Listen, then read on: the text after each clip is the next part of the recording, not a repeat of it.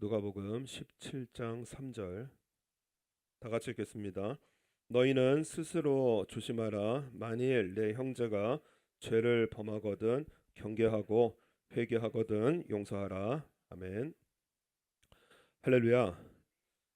우리 지난주에 누가복음 16장의 말씀을 통해서 우리 그 부자, 사치스럽게 생활했던 부자, 그리고 그 문 앞에서 구걸했던 그 거지 나사로의 삶이 죽음 이후에 완전히 바뀌었습니다. 그래서 나사로는 아브라함 품에 안기게 되어지는 천국에 가게 되어지고요.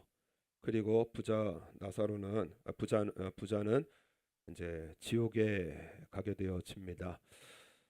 우리가 정말 세상 돌아가는 것이 참 예측을 못 하겠습니다. 그래서 우리 또 이 미국과 이스라엘이 이란을 공격을 하고 그래서 저쪽 지금 중동 난리 났거든요. 전쟁의 소식들이 계속 들리게 되어지고요. 그리고 또 AI라는 것이 정말 상상 못하게 발전을 해서 그래서 여러분 신앙 상담도 요즘 다 AI한테 합니다. 그래서 나 이런 신앙 고민이 있는데 어떻게 하면 됩니까? 그거를 목회자에게 묻는 것이 아니라 AI한테 물어봐요. 그러면 간단하게 답을 주거든요. AI가 가르쳐 주는 대로 삽니다. 그래서 AI의 종이 되어가는 그런 것들을 보게 되어지고 내가 기도할 필요가 없습니다. AI한테 물어보면 간단하게 답을 주기 때문에 그래서 기도할 필요가 없고요. 그래서 막 예수님 붙들고 야곱이 밤새도록 씨름했잖아요. 이 시대라면은요, 형 에서가 달려오는데 나 어떻게 하면 좋겠습니까? AI에게 물어볼 판이에요. 그런데 야곱은 밤새도록 하나님과 씨름했고 그리고 영적 깨달음을 얻게 되어져서 야곱이 이스라엘이 되어지는 이러한 믿음의 세계가 활짝 열리게 되어지는데 그런데 AI를 통해서 AI의 지배를 받아가면서 그래서 뭐 여행을 다녀도 AI한테 다 물어보고요. 그래서 내가 여행을 갈 곳 거기를 찾아보고 또 생각해보고 또 기대를 해보고 뭐 그런 것이 없이요. 그냥 AI한테 물어보면 스케줄 다 짜줘서요. 그래서 편안하게 이렇게 다니는 것을 보면서 물론 편리하고 빠른 세상이고 좋은 세상이긴 하지만은요. 예수님 다시 오실 때가 정말 가깝게 다가오는 예수님께 물을 필요가 없어지는 이러한 세상 속에 우리가 살아가면서 예수님의 이 말씀이 정말 우리에게 분명히 다가와야 합니다. 천국이 있고 지옥이 있고 성경에서 분명히 말씀하십니다. 사람이 한 번 죽는 것은 정해진 것이고 그 후에는 심판이 있으리니. 그래서 예수님께서 이 땅에 여러분 지옥이 없으면은요. 예수님께서 이 땅에 오셔서 십자가에서 죽으실 이유가 없으십니다. 왜냐? 천국만 있으면은요. 우리 예수님 이 땅에 오실 필요가 없으시거든요. 그런데 지옥이 있기 때문에 우리는 죄인으로서 죄를 짓고 사는 죄의 열매를 맺는 우리들이기 때문에 그래서 예수님께서 이 땅에 오셔서 십자가에서 죽으셨고 우리 예수님을 믿는 우리 모든 크리스천들의 죄를 깨끗하게 용서해 주시고요. 그래서 우리는 예수님을 믿는 믿음으로 천국에 가게 되어집니다. 이 천국과 지옥에 대해서 분명히 말씀을 해주셨어요. 오늘 이 17장에는 천국 가는 성도의 삶의 자세에 대해서 말씀을 합니다. 오늘 주제가 뭐냐면 용서입니다. 용서. 그 두 가지를 말씀을 하시는데 우리가 연약한 존재이기 때문에 사람들에게 상처 줄 때가 있습니다. 그래서 뭐 저도 잘 살아보려고 하지만은 뭐 상처 드릴 때도 있고요. 또 우리가 사람으로 인해서 상처 받을 때가 있습니다. 상처를 줄 때도 있고 또 상처를 받을 때가 있는데 그런데 오늘 말씀에 내가 누구에게 잘못했을 때 그리고 누군가가 나에게 잘못했을 때 성도로서 우리는 어떻게 살아가야 되는가? 그래서 지혜의 말씀을 우리에게 주십니다. 먼저 우리가 잘못을 했을 때 우리 1절 말씀 보면 1절 우리 1절과 2절 다 같이 읽겠습니다. 예수께서 제자들에게 이르시되 실족해 하는 것이 없을 수는 없으나 있게 하는 자에게는 화로다. 저가 이 작은 자 중에 하나를 실족해 할진대 차라리 연자 맷돌을 그 목에 메이우고 바다에 던지우는 것이 나으리라. 실족, 상처 줬다는 말씀입니다. 상처 줬다. 작은 자에게 상처를 줘가지고요. 그래서 마음이 상하게 하는 거는요. 이 연자 맷돌이 우리가 아는 그 조그만 맷돌이 아니고요. 뭐 소나 나귀가 끄는 큰 맷돌입니다. 대형 맷돌입니다. 그거 목에다 걸고 바다에 던지어서 빠져 죽는 게 낫다라고 지금 예수님 굉장히 엄중하게 말씀하시는 거예요. 우리 하나님께서 내가 이웃을 어떻게 대하는지를 불꽃과 같은 눈으로 보고 계신다라는 것입니다. 우리가 연약하기 때문에 우리 1절 말씀처럼 실족해 하는 것이 없을 수는 없으나 그래서 때로는 상처를 주기도 하고요. 아, 내가 상처 줬다라고 말을 듣기도 하고요. 저 사람 나 때문에 고통스럽다. 저 사람 나 때문에 교회 안 나온다. 여러분 그렇게 되어지면은요. 오늘 성경의 말씀을 통해서 보면은요. 반드시 배상하라고 말씀을 하십니다. 용서를 구하라고 말씀을 하세요. 이 레위기에 5대 제사가 기록이 되어져 있는데 그 제사 중에 하나가 속건제라고 있습니다. 속건제. 그 이웃에게 피해를 끼쳤을 때 드리는 제사거든요. 그때 하나님께서 뭐라고 하시느냐? 피해를 준 본물에, 그러니까 이 물건에 5분의 1을 더하여 돌려보낼 것이니 그 죄가 드러나는 날에 임자에게 주어라. 그래서 뭔가를 훔쳐왔는데 그게 죽거나 팔아서 갚을 수가 없으면은 소는 4배를 갚아주고 양은 5배를 갚아주고 살아 있으면은 2배를 갚아줘라. 그렇게 말씀을 하거든요. 그런데 이 레위기에서 속건제를 드릴 때 죄를 용서받기 위해서 그 본래의 물건의 5분의 1을 더해서 주인에게 돌려주고 우리 원로 목사님 표현에 의하면 싹싹 빌고요. 싹싹 빌고요. 그리고 나서 이 하나님 앞에 나와서 속건제를 드리라 이렇게 말씀을 합니다.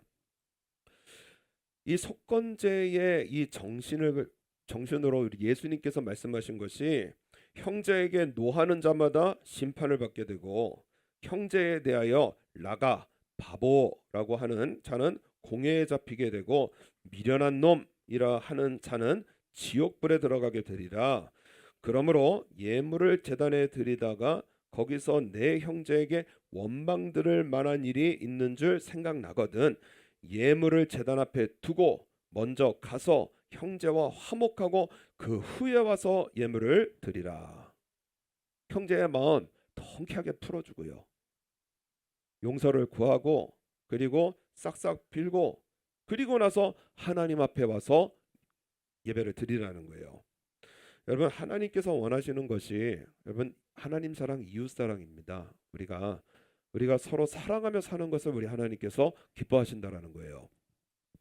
그래서 10계명 중에 6계명이요 사람에 대한 계명입니다. 살인하지 말라, 가늠하지 말라, 도적질하지 말라, 거짓 증거하지 말라, 내 이웃의 집이나 아내나 남종이나 여종, 그의 재산, 그 소유를 탐내지 말라 이렇게 말씀을 하시거든요.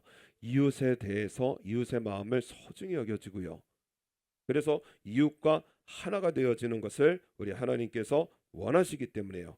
이웃의 마음에 상처를 내면은 지하 상처를 받던 말던 그냥 내 마음대로 살아가는 것이 아니고요. 이웃의 마음에 상처가 되어졌다고 우리가 또 말을 듣기도 하고요. 교회 안에서 상처받기도 하잖아요. 그럴 때는 찾아가세요. 내가 잘못 말했노라고, 내가 미안하다고, 내가 모르고 그랬노라고 이렇게 사과를 하고요. 마음을 다 풀어주고요. 그래서 하나님 앞에 예배를 드리라고 말씀을 합니다. 이스라엘의 예루살렘에 가면은 그 야드바셈이라고 하는 그 홀로코스트 기념관이 있더라고요. 예, 그 예루살렘에 가게 되어지면은 성지 순례가 이렇게 되어지면은 가기도 하는데요. 이 홀로코스터라는 말이 대량 학살이라는 뜻이 뜻입니다. 대량 학살. 그래서 2차 세계대전 중에 나치에게 학살당한 유대인들이 자그마치 600만 명입니다. 600만.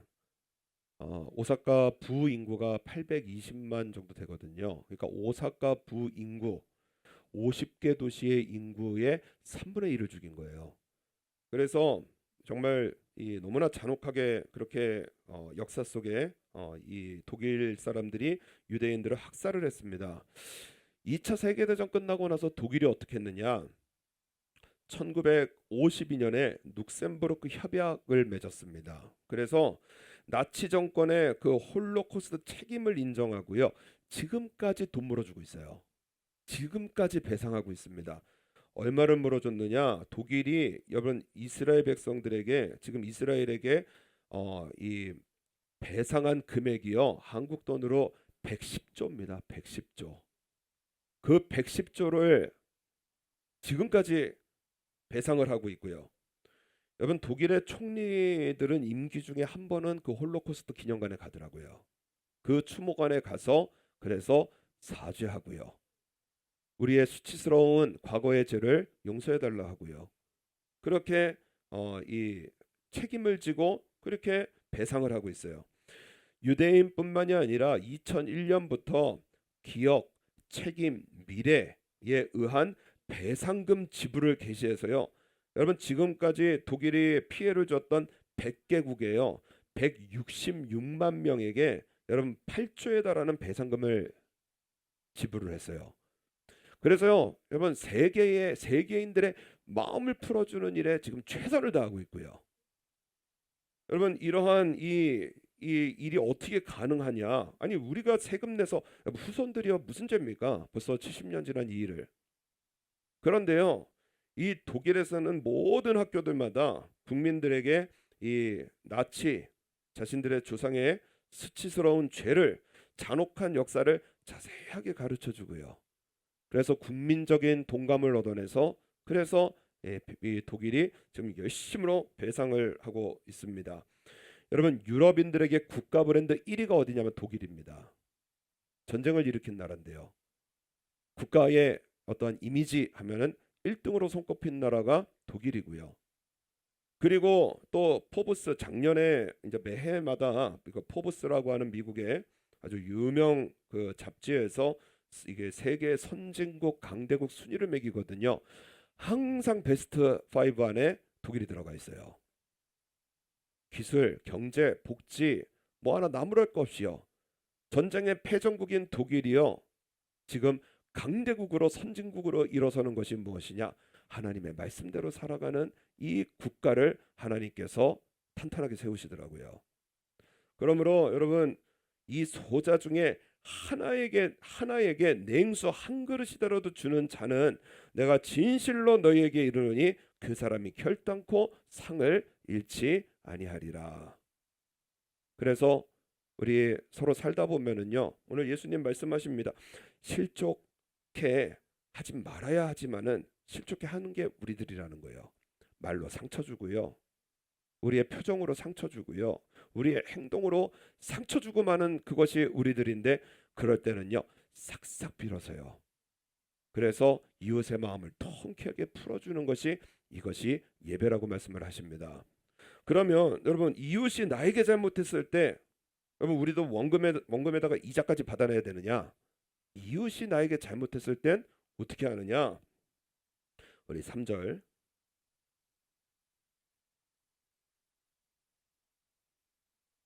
우리 3절과 4절 다 같이 읽겠습니다. 너희는 스스로 조심하라. 만일 내 형제가 죄를 범하거든 경계하고 회개하거든 용서하라. 만일 하루 7번이라도 내게 죄를 얻고 7번 내게 돌아와 내게 회개하노라 하거든 너는 용서하라 하시더라. 여러분 좀 억울하지 않습니까?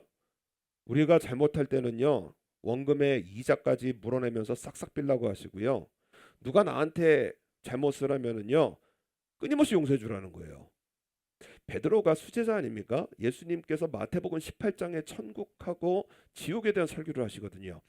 여러 가지 주제의 설교를 하시는데 예수님께서 뭘 강조하시는지 베드로가 파악을 했어요. 그래서 뭐라고 하느냐? 마태복음 18장 21절에 주여 형제가 내게 죄를 범하면 몇 번이나 용서해 주리이까? 7번까지 하오리까? 우리 7번 용서하면 많이 한 거 아닙니까? 그랬더니 예수님 뭐라고 그러죠? 기가 질려버린 말씀을 하십니다. 7번뿐만이 아니라 70번씩 7번이라도 할지니라. 내가 가해자가 되었을 때는요, 피해자에게 용서 구하고요, 원금에다 이자까지 싹 다 물어내라고 하시고요, 그리고 나서 속건제까지 다 드리라고, 예배 드리라고 하셨는데, 용서할 때는요 가차없이 그냥 끝까지 용서해 주라는 거예요. 도대체 이 말씀을 우리가 어떻게 비유를 해야 되냐면, 이해를 해야 되냐면, 그 바로 다음 말씀이 우리가 잘 아는 1만 달란트의 비유입니다. 어떤 종이 임금에게 1만 달란트를 비쳤거든요. 1만 달란트는요 20만 년의 월급입니다. 20만 년. 지구 역사가 지금 6천년이거든요. 그런데 20만 년의 월급에 대한 돈이 1만 달란트예요. 그러니까는 갚을 수가 없으니까는 그 종의 주인 임금이 불쌍히 여겨서 그냥 탕감시켜줬습니다. 여러분, 왕이 돈이 많아서 그냥 인정 베풀어서 그냥 통쾌하게 그냥 퉁쳐준 것이 아니고요. 이 1만 달란트는 예수님의 십자가를 의미하기 때문에 왕의 전 재산이거든요. 왕의 전 재산을 탕감해주는 그러한 일을 받게 되어졌습니다. 얼마나 기쁜 일이에요, 그죠? 그런데요, 나가다 보니까는요 100데나리온 빚진 자기 친구를 봤습니다. 목을 졸라버리는 거예요. 그리고 돈 갚으라고 하는 거예요. 100데나리온 하면 4개월치 월급입니다. 그러면 뭐 1,000만 원 될랑 말랑 하는 그런 돈인데요. 그 동관이 엎드려 간구하며 가로되 나를 참아 주소서 내가 갚으리이다 하는데요. 허락지 아니하고 이에 가서 저가 빚을 갚도록 옥에 가두거늘. 빚을 안 갚는다고요? 감옥에 가둬버렸습니다. 이것을 다른 동관들이 보고요 왕에게 가서 그거를 다 일렀습니다. 그랬더니요 이 주인이 그 용서하지 않는 종을 불러다가 뭐라 그러느냐? 악한 종아, 네가 빌기에 내 빚을 전부 탕감해 주었거늘 내가 너를 불쌍히 여긴 같이 너도 내 동관을 불쌍히 여김이 마땅치 아니하냐 하고 주인이 노하여 그 빚을 다 갚도록 옥절에 붙여서 옥에 가둬버리는 이러한 비유입니다. 비유. 천국에 대한 비유예요. 여러분, 내 마음이 감옥과 같은 이유가 뭐냐? 용서하지 않기 때문이라는 것입니다. 누가 나를 가두는 게 아니에요. 내가 스스로 갇히는 겁니다. 용서하지 않기 때문에 우리 인생이 감옥이고요. 용서하지 않기 때문에 내 영혼이 감옥이고요. 용서하지 않기 때문에 우리의 마음이 감옥에 갇힌다라는 거예요. 1만 달란트의 비유는 나의 구원을 위해서 이 땅에 오셔서 십자가에서 죽으신 예수님이시거든요. 예수님으로 우리의 모든 죄를 다 사하여 주신 우리 예수님으로 천국 가잖아요. 40년을 살아왔고 50년을 살아왔고 60년 살아온 우리 인생의 모든 발걸음, 정말 셀 수 없는 죄들이 쌓여 있는 그러한 것이 우리들 아닙니까? 예수님의 십자가로 우리의 모든 죄를 다 탕감받아서요. 우리 예수님 믿는 믿음으로 우리는 천국 가기 때문에, 그렇기 때문에 그 은혜를 힘입고 끊임없이 용서하라는 거예요. 용서하면은요 우리의 마음에 천국이 이루어지고요. 용서하면은 하나님께서 우리에게 많은 것들을 맡기신다라는 것입니다. 여러분, 왜 나에게 물질 안 맡기시느냐? 왜 나에게 능력 안 맡기시느냐? 여러분, 우리 그 힘을 휘둘려고 하기 때문에, 복수하려고 하면은요 하나님께서 우리에게 맡기지 않는다라는 거예요. 하나님께서 우리에게 용서하라고 하신 이유가 무엇이냐? 나의 복을 위하여. 하나님께서 많이 맡기신 것을 위해서, 그래서 우리에게 용서하라고 하십니다. 여러분, 요셉이 17살의 형들한테요 뭐 미수로 끝쳤지만은요 살인 미수, 그죠? 죽이려고 했고요. 그다음에 뭐 유괴, 저 어렸을 때 1학년 때 저도 유괴를 당했었거든요. 500원 줄 테니까는 태양 아파트 가르쳐 달라고 그래가지고요. 500원 하니까 짜장면 한 그릇에 떡볶이가 2인분인 거예요. 그래가지고 쫓아갔다가요 유괴당해서 저희 어머니 기절하시고 막 하여튼 집안이 난리가 났었거든요. 그 기억이 아직도 생생해요. 그 모든 순간이요 얼마나 두려운지요. 그 모든 순간이 아직도 생생해요. 그런데 요셉은 형들이 자기를 진짜 죽이려고 했고요. 인신매매, 돈 받고 팔아버리고요. 그래서요, 여러분 17살 때 그때부터 애굽의 노예가 되어져서요. 언제 죽을지, 인생이 어떻게 될지 한치 앞을 모르는 인생을 살아왔고요. 믿음 좀 지켜볼래다가 오히려 감옥에 들어가서요. 그래서 2년 동안 끊임없는 그러한 감옥 생활을 하게 되어집니다. 여러분 그 트라우마, 요즘에 식으로 하면 트라우마죠. 상처 이런 것들이요 갈갈이 찢겨질 마음인데요. 신앙 지켰고 하나님께서 30살에 총리로 하나님께서 세워주셨습니다. 그래서 하나님께서 이 주신 두 아들의 이름을 첫 번째 아들을 므낫세, 두 번째 아들을 에브라임 이렇게 짓거든요. 므낫세, 하나님이 나로 나의 모든 고난과 나의 아비의 온 집의 일을 잊어버리게 하셨다. 총리를 주시고요. 그리고 그 인생을 애굽에서 가장 영광스럽게 세워주셨어요. 내가 아버지의 집에서 당한 그 살인, 죽음의 고통, 그리고 형들에 의해서 팔려나간 고통 다 잊게 하셨다라는 거예요. 하나님의 은혜를 받았습니다. 에브라임, 하나님이 나로 나의 수고한 땅에서 장성하게 하셨다. 그래서 하나님의 은혜를 받은 요셉이거든요. 기근으로 인해서 애굽으로 형들이 식량을 구하러 옵니다. 그때에 요셉이 뭐라고 했는지 아십니까? 그 나를 팔아버린 형들, 그렇게 살려달라고 애를 그냥 소리를 지르는 이 요셉을 눈 하나 깜짝 안 하고 팔아버린 형들을 눈앞에서 만났어요. 그때 요셉이 뭐라고 그랬느냐? 당신들이 나를 이곳에 팔았으므로 근심하지 마소서, 한탄하지 마소서. 하나님의 생명을 구원하시려고 나를 당신들 앞서 보내셨나이다. 하나님께서 주신 은혜로 뭘 해요? 형들 용서해 버려요. 여러분 성경에 보면은요 형들이 나와서 무릎 꿇고 사과하고 여러분 그런 말씀이 없어요. 놀랬고요, 아무 말도 못했고요. 그런데 요셉은 가서 용서해 버리는 거예요. 아버지가 죽었습니다. 여러분 사과를 안 하니까는요 요셉에게 진짜 용서를 못 받으니까는요 아버지가 죽고 나서 야 요셉이 우리에게 복수하면 어떡하지? 두려움이 찾아왔어요. 그때 요셉이 뭐라 그러느냐? 당신들은 나를 해하려 하였으나 기억이 나는 거예요. 나를 죽이려고 했다라는 이것이요 선명하게 마음에 고통이 있는 겁니다. 상처가 있는 거예요.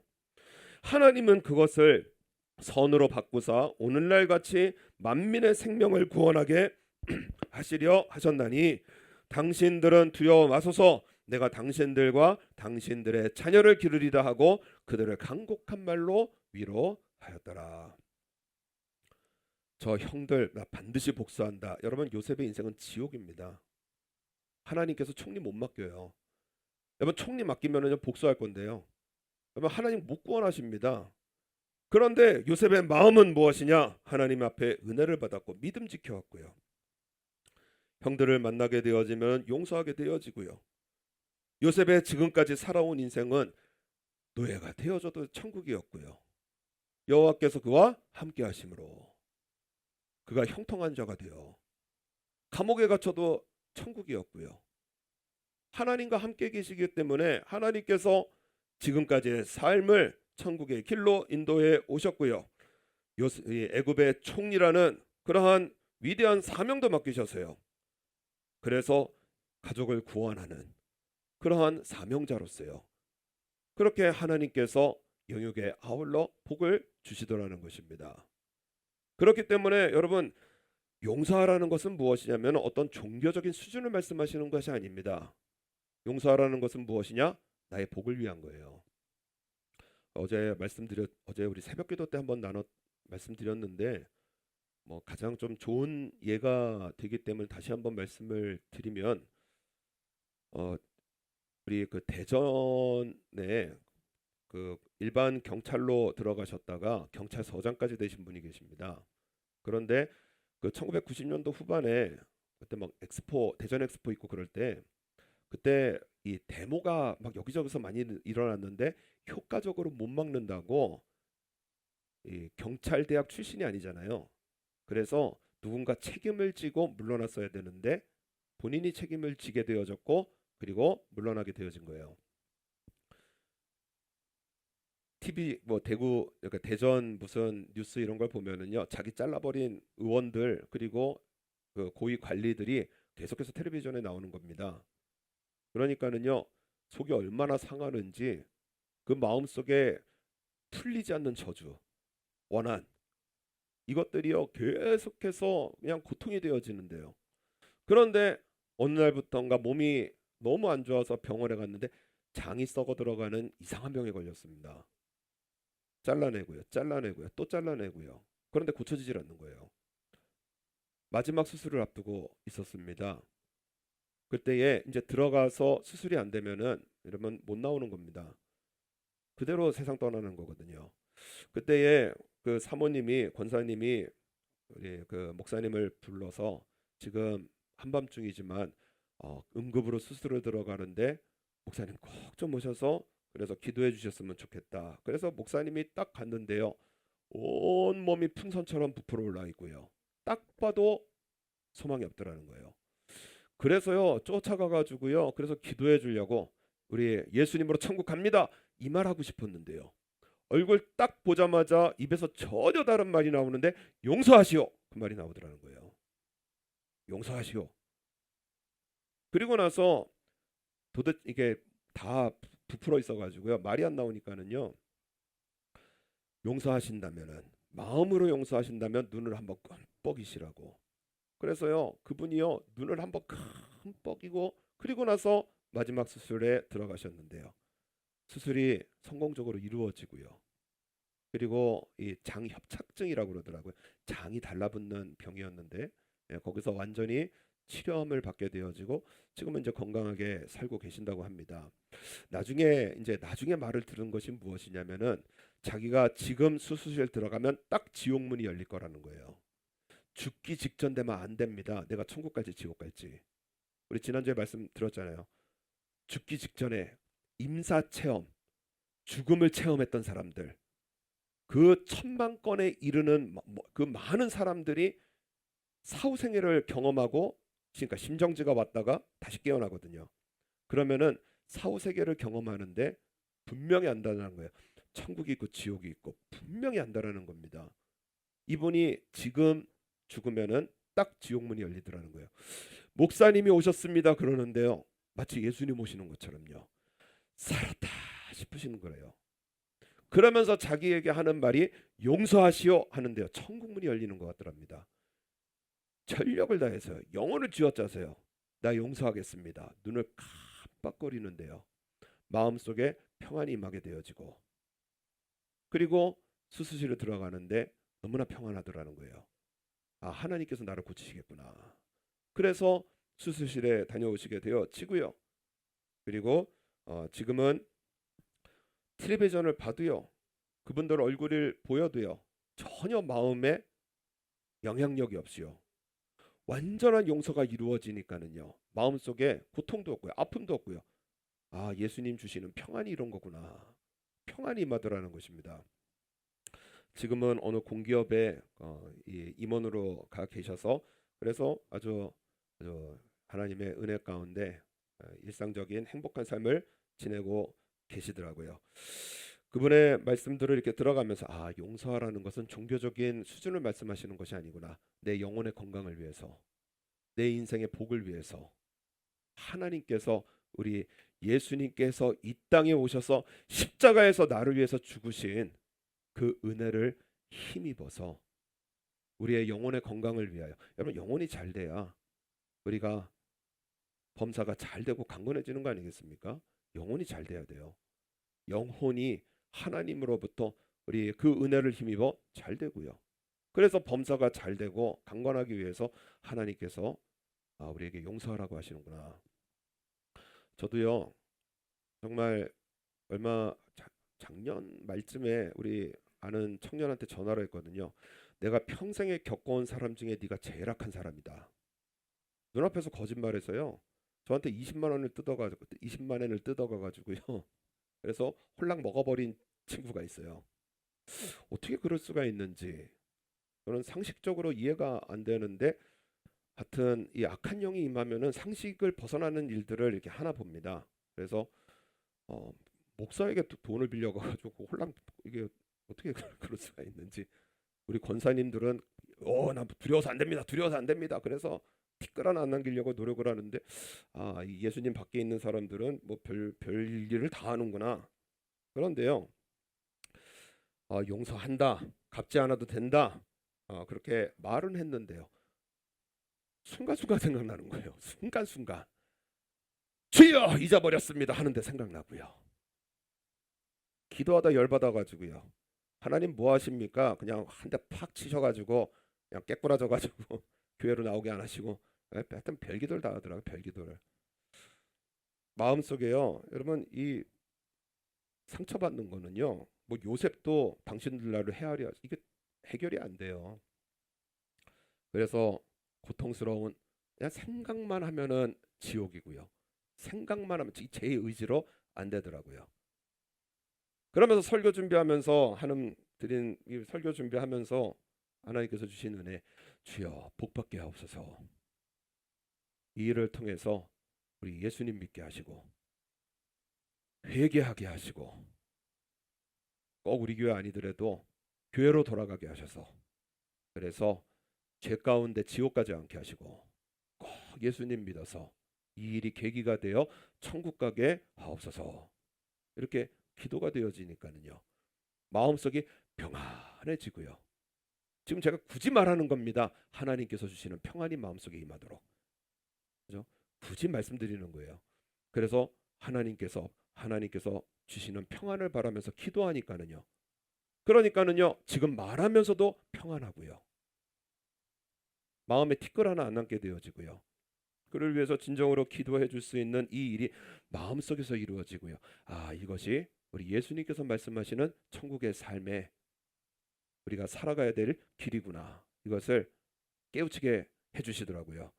그렇기 때문에 오늘 우리에게 말씀하시는 것이 무엇이냐면요. 너희는 스스로 조심하라.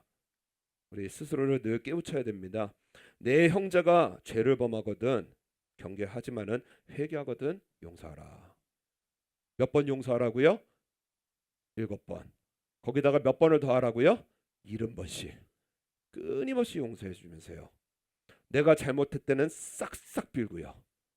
그래서 마음에 티끌 하나 안 났더라고요. 좀 억울하지만은요. 하나님 다 계산하시잖아요. 우리 복을 다 계산해 주시거든요. 내가 잘못했을 때는 싹싹 빌지만은요.